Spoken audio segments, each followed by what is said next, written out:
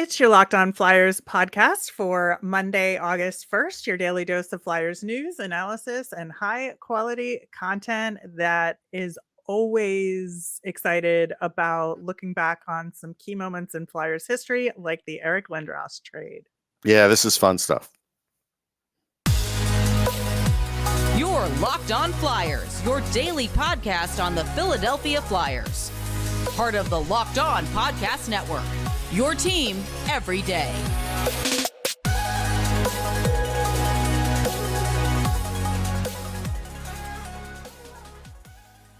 Hello, I am Rachel Donner. You can find me on Twitter at rmiriam. I'm here as always with Russ Cohen, who's on Twitter at Sportsology. Thanks for making Locked On Flyers your first listen every day. You can follow us on Twitter at Locked On Flyers. That's where you'll keep up to date on all of our episodes and Flyers news. You can also email the show at lockedonflyers@gmail.com. Today's episode is brought to you by BetOnline. BetOnline has you covered this season with more props, odds, and lines than ever before. BetOnline, where the game starts. We are going to be talking about that Eric Lindros trade and its legacy for the Flyers, as well as naming our Nemesis of the week. Locked On Flyers is free and available on Apple Podcasts, Spotify, Odyssey, wherever you are listening. Subscribe. You'll get all of our episodes here on the Locked On Podcast Network. Plus, you can watch us over on YouTube. All right, Russ. So we are admittedly old enough to remember all of this as it happened. Slightly younger than you are, but still old enough to have remembered a lot of the details of what happened with the Eric Lindros trade. But you actually watched it closer, and there's a reason for that. So you were in on it earlier than I was. Yes, and that's partially because obviously I grew up in the Philadelphia area, was a Flyers fan, I would say from the womb. And so I was pretty close in on what was going on then, especially with my mom, who was the big hockey fan in the family, who made me the fan I am today. And so she was very attuned to what was going on with everything as well. It was such a different time then. It was pre-Gary Bettman. Gil Stein was the commissioner of the NHL back then. Russ Farwell was the Flyers GM back then. So kind of before what we would call the more modern era of the Philadelphia Flyers, especially kind of once you hit the Bobby Clark era and Paul Holmgren, things got a little bit wackier in Flyers land. I think things were a little bit more traditional when Russ Farwell was the GM of the team. And so in the year of our Lord, 1991, as we recall, Eric Lindros was drafted by the Quebec Nordiques, but he had made it very clear that he was not interested in playing for the Nordiques, and lo and behold, they did it anyway. I think, because they knew they could get a return for him that was going to be astronomical, and it was in their interest to still draft him and make him, put his money where his mouth was and actually sit out that year. Yeah, it was definitely better to draft him than not draft him, based on the fact that he was the best player in the draft. And if you just don't draft him, you're just now missing out on the best player, and that makes no sense. I could give you a comparison. Back in the day, Mark McGuire went up to the Mets pre-draft and said, "Don't draft me, I won't play for you," and they didn't draft him. But the guy they got was bad. So, that could have happened to the Flyers, right? And so the Nordiques, rather. So they did the smart thing by protecting the asset. But, you didn't see this a lot from athletes, especially hockey. You would almost never see this happen where a guy just says, "I'm not going to play for you." It did happen, later, like in the NFL with Eli Manning. He got, he got drafted by the Chargers and then never played for them either, right? They got traded pretty quick. So, yeah, this was kind of like, I felt like, at least as a fan, new territory, and it was exciting. It was interesting. Even like I said, even looking from afar, and, I still thought this was interesting. Right. So then the next year around the draft, Quebec tries to deal Lindros, right? Because obviously he's not going to play for them and they want to get Right. the most assets possible. It comes down to the Rangers and the Flyers, and the order of operations is that there was a handshake deal with the Flyers, and there was confirmation needed that Eric Lindros was going to be okay with playing for the Flyers. Flyers got back to them and said, yeah, he'll play for us. But in the meantime, Quebec got cold feet and went to the Rangers and made a separate deal. And Right. So let's stop so, it there for a minute because, yeah. me at that time, being a hardcore Ranger fan, it would have been easy for me to just blame this on the Flyers, saying, "Oh, look, the Flyers are pulling something here," but they weren't. This was Quebec No. playing both sides of the fence. It was, and we'll get it deeper into it. I did interview Neil Smith about this, the Rangers GM, for a book. So we did chat about this, but at that point, for what we knew as just fans listening to this, my gut would have said, boy, what are the Flyers kind of trying to pull here? But then you could see that after a little bit that Quebec was really the culprit here. Exactly. And so it went to arbitration eventually. But I want to talk to you about the potential deals because Yes. we do know that the Flyers deal with Steve Duchesne, Peter Forsberg, Ron Hextall, Kerry Huffman, Mike Ricci, Chris Simon, Philly's first round pick in 93 and 94, plus $15 million, which huge haul. The Rangers deal, I think, was better. And I understand why Quebec got cold feet and went to the Rangers, because if they're getting Sergei Nemchinov, Tony Amante, Alexei Kovalev, James Patrick, and then getting Van Beesbrook or Richter, multiple draft picks and 20 million, to me, that's the better deal, honestly. Yeah, that is the better deal, especially because of the goaltender. No offense to Ron Hextall, but No, of Van course. Beesbrook and Richter were way better at that point. Hextall would still have a moment or two, but that's the way it was. The interesting thing is, at first the Rangers said they were not involved in this, and actually, Neil Smith had said that he thought the Blackhawks would get him long before this all happened.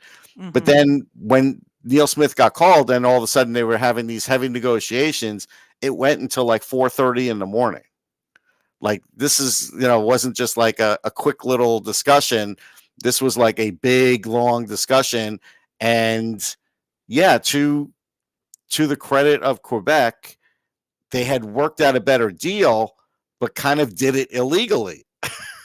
Right. And that's the thing. But, from like Neil Smith's perspective, he thought he got Eric Lindros. Like, he doesn't know all the other things that are going on. And from what I can recall, I don't even think he knew exactly everything that the Flyers had done at that point.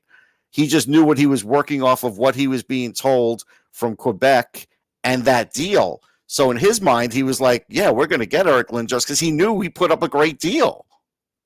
Exactly. And, like I just said, I absolutely agree. It's the better deal from the New York Rangers. But unfortunately, the Flyers deal was technically agreed to first. And that's what Larry Bertuzzi, who was the arbiter in the decision, he was a lawyer from Toronto that was hired by the NHL to do this. They had this drawn out hearing that lasted 5 days. There was like thousands of pages of documentation, I think. I read about it. Yeah. Yeah. Finally, on June 30th, 1992, there was the final announcement about the decision. And I personally remember this day because, and this will specifically age me, but I had just graduated high school and was headed to college for orientation. There was a weekend orientation session in June, and I went to school in Washington, D.C. And so my mom and I are in the car driving south on I-95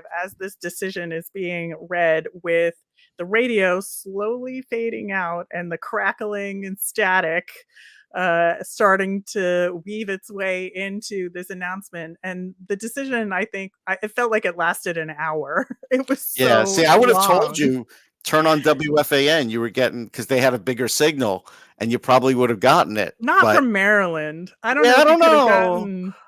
When I lived in Virginia, I would get FAN, but mostly at night or late in the day. So that's mostly true. So yeah. Well, we just managed to hear what the decision was through the static on I-95 somewhere in Maryland, like just north of Baltimore. And we were screaming and crying in the car. And then I had to like figure out how to get myself together for college orientation. But it was quite a day for Flyers fans and for Rangers fans, for that matter. Oh yeah. I think it changed some things for both teams and, for the Quebec Nordiques as well. We'll be talking a lot about that in the next segment. But I think before we get to that, I think it's easy to say in retrospect that maybe the Flyers shouldn't have made that deal. But I think that it's obvious they just should have made the trade. I mean, it's a franchise player and perhaps one of the best players of all time, or predicted to be. Predicted to be. We didn't know that he was going to have the health problems that he was going to have with Right. concussions. So predicted to be, yeah, he definitely was predicted to be at that time. The other thing, though, that I'm pretty certain of is with an aging Spectrum and the Flyers lacking a little excitement at that point, he helped get the new building built, whatever you want to call it, the Core State Center. I forget what it was. It's had so many iterations. I think that's what it was. But I think that's what it was too. But I don't think that place gets built if they didn't get Eric Lindros. So I think from that standpoint, it did catapult them more than just getting a great player, but like propping the franchise back up and putting them into a position where they can get a new building, more revenue, and really, become a force again. Absolutely. All right, we're going to talk about that and more repercussions of the deal coming up next. But first, we're going to hear about our friends at BetOnline. BetOnline.net is your number one source for all your betting needs and sports info. Find league reviews and news on every league, including Major League Baseball, and all the info leading up to next year's NFL, NBA, and NHL seasons. They even cover combat sports, esports, and golf too. BetOnline is your continued source for all your sports wagering information, from live betting to scores and podcasts and more. BetOnline is the fastest and easiest way to check in all your favorite sports and events. Head to the BetOnline website today or use your mobile device to learn more about the trends in action. BetOnline, where the game starts. So you mentioned that Lindros was a huge impetus to get the Wells Fargo Center built. It was, I think, the Core State Center. I have a brick there, I think so. With a plaque on it. I think it says the Walk at Core State Center on it. But I think that it also led to the Flyers building a team around him. And so it led to the emergence of the Crazy Eights line, and then the Legion of Doom, which was just such an integral part of the Flyers of the 90s, leading to them making the Cup final in 97. Yeah, I mean, everything was great for them getting to that Cup final until, the left wing lock. Then they were powerless. Right. But up until that point, they were pretty much world beaters. And, even, that conference final in 97 with, Messier and Gretzky being a little older, especially Gretzky, because, he would retire shortly after that, 99. They still put up a pretty good fight, but Lindros was still just too much for them. I mean, that was a really big deal. And, at that point, I thought, wow, they're gonna win the Cup. I had no idea what was coming from Detroit. I had no idea. It was unbelievable. I went to game one of that series, and you were just like, this team is on a whole other level that I think that one player could not overcome. That's for right. Sure. Yeah, and that's the thing. They really, set that up. But it's still look at what, like you said, the arc that it took. That franchise, I don't think, would have been on the same arc even with those players. Now, Forsberg's a great player, but at that point in time, it was more valuable to be a physically forceful player and offensive player than a finesse guy like Forsberg was. And I think that's where the the Flyers got the extra traction because, like you said, the Legion of Doom line, that was a big deal. Like that, teams had a hard time defending that. Yeah, and the Flyers were not a team that got finesse guys. Like that's Right. just not something that they ever really focused on. They got guys who could score a lot, but you Mm-hmm. had to also have a physicality to your game as well, and that was just kind of part of the DNA of the team. Yeah, that was part of the DNA of the team, and that was something where, if you think about it, I mean, Eric Lindros, when he came over, he was like currency. If you remember, like in the collectibles market, there was a baseball card, just a card company called Scoreboard, and they made like the 4 Sports card, and Eric Lindros was on that, and then even Score had this card of Eric Lindros in spring training, taking batting practice with the Blue Jays. I still have that card. Like, he was currency for that. He was selling jerseys. He was a big star in the league. And, he had that thing going on with the mob guy too, Joey, whatever his last name is. Maybe I shouldn't even say it, but No. there was that too. So that was something where there was a lot going on with him there. And of course the eventual feud with him and Bobby Clark too. Right, and that was a huge part of his time with the Flyers as well. I think, obviously Eric Lindros has had a complicated legacy with the Flyers, and it started with his father and the feud with Bobby Clark. The relationship was not good. And then, the concussion issues that started to emerge. Man, there's very few grudges I hold in this world, and Scott Stevens is on my list to this day. It was brutal. It was absolutely brutal. Yeah, I remember seeing the hit, and I was just like aghast. Like, not because it happened, and definitely not because it was Scott Stevens, but just because it was just like, wow, this was just brutal. Like, it was brutal. But, Lindros did have a few brutal hits on other players himself too. So it was one of those things where it was like, it's just so, I guess he became a target. That's, and of course with a guy like Scott Stevens, he was always going to go after your biggest target. Yeah, absolutely. So it was definitely a rocky road with Lindros during his time here. Obviously, he went on to play for other teams in the league, and I'm just wondering, Russ, what you think in as far as his legacy and that trade. Do you think there's been a trade as impactful for the Flyers in their history? No, I don't think so. I mean, I really think that was the most impactful. And I think when you think about like today, if you gave up those kinds of assets today in a capped world, you'd be dead. We would be talking about Mike Trout, like, playing with a bunch of guys and never winning, right? That's what it would have been like for Lindros. Like, they just wouldn't have been able to survive. But in an uncapped world, it was a great trade because you got one of the best players in the game instantly, and he was young, and you could build around him. That's fantastic. But you do that trade now, you're dead in the water.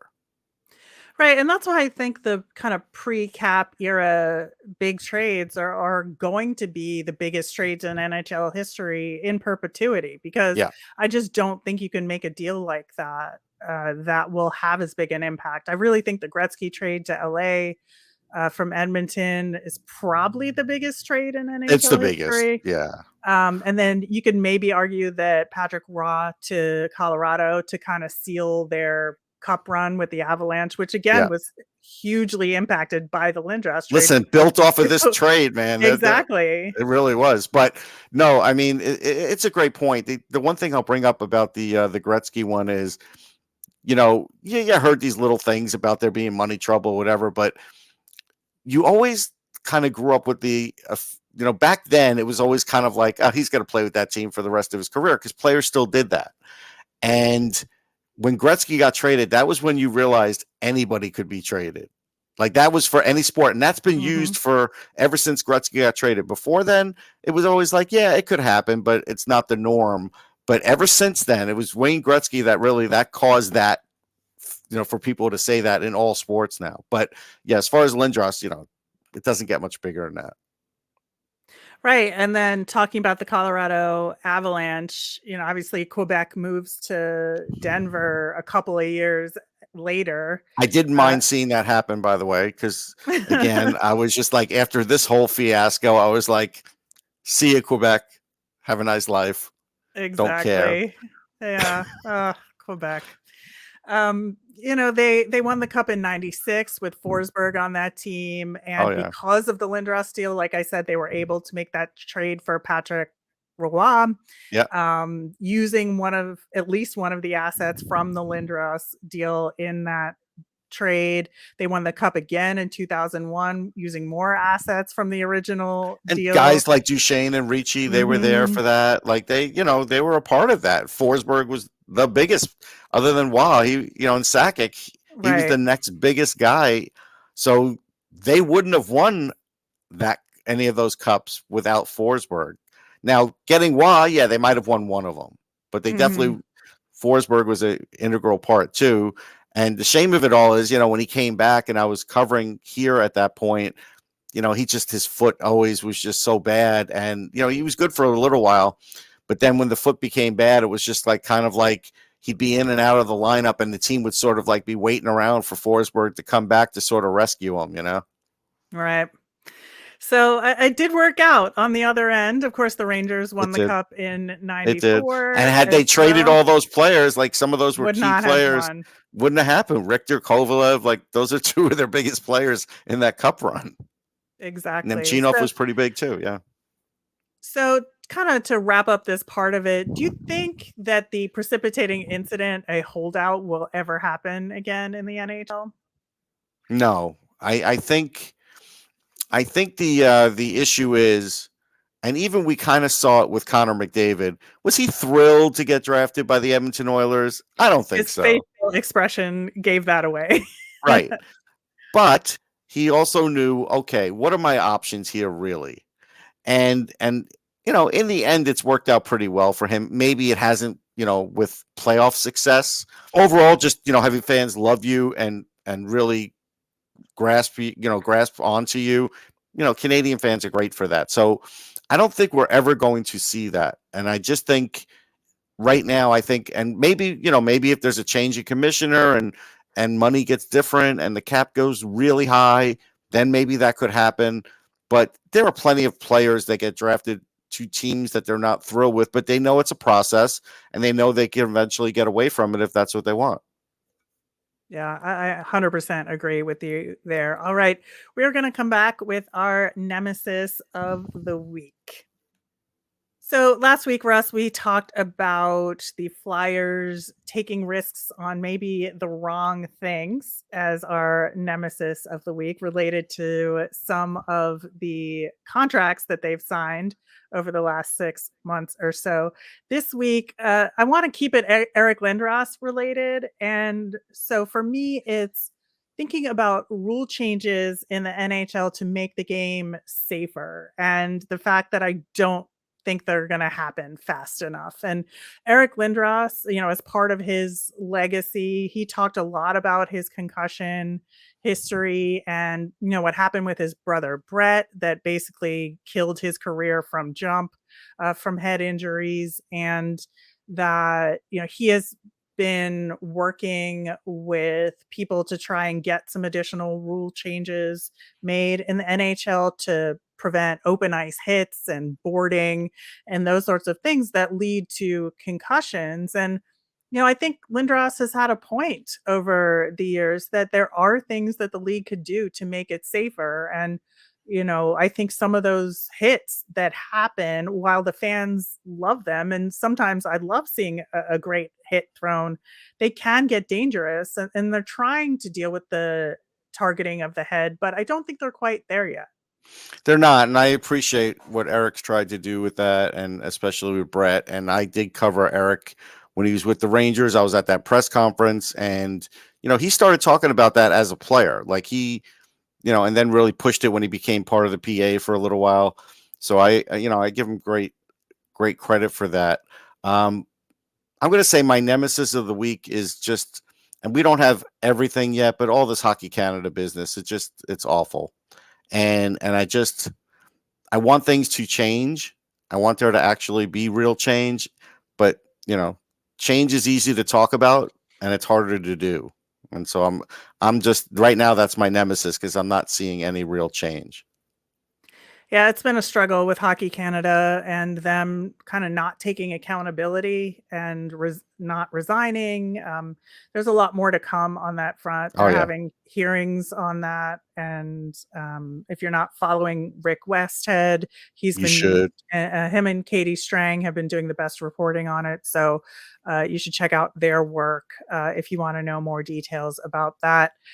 I want to wrap things up with a little bit more Lindros because, like I said, the relationship with the Flyers and Lindros was rocky for a number of years, and he was kind of unwelcome for a while. And it kind of took his Hall of Fame induction because, of course, he Hmm. had a tremendous career, Hart Trophy.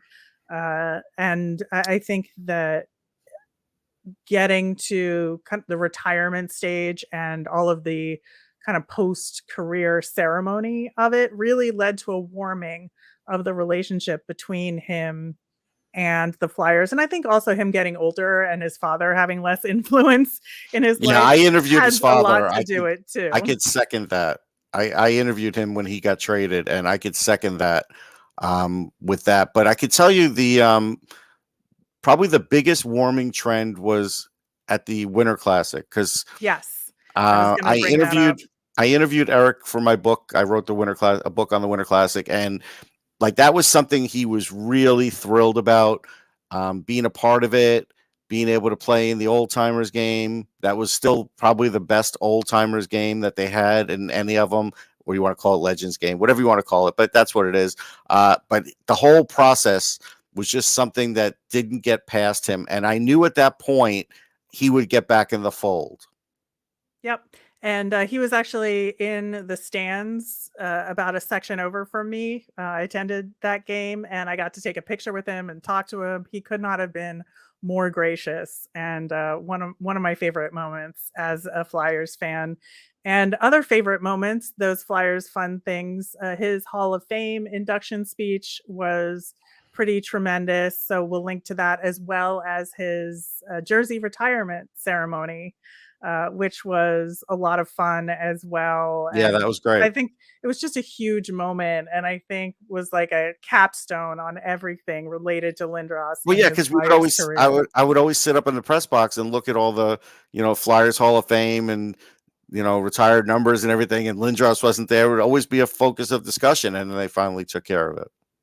Yep. So, he's in the Flyers Hall of Fame. He's got his jersey retired. He's in the Hockey Hall of Fame, and he continues to do some really great work in the hockey community as well up in Canada. So, still love Eric Lindros to this day. Have his jersey in my closet, and definitely one of my favorites. I can see why. All right, that will do it for today's show. We're going to be back again on Wednesday. We are going to start talking to some of the other teams in the Metro Division about what's been going on with their off seasons and get some insight into that. We're going to start with Gil Martin of Locked On Islanders and have a conversation with him. As a reminder, we always want to hear from you. So you can send in your thoughts and your mailbag questions via Twitter at Locked On Flyers, or you can email us at lockedonflyers@gmail.com. I'm Rachel. I'm on Twitter at rmiriam. That's RMIRIAM. I'm Russ. I'm at Sportsology, SPORTSOLOGY. You made us your first listen today. Now make your second listen Locked On NHL. Locked On experts give you a daily 30-minute podcast on all things NHL all year long. You can stay up to date on everything in the hockey world with Locked On NHL, your daily NHL podcast. Have a great day, everyone.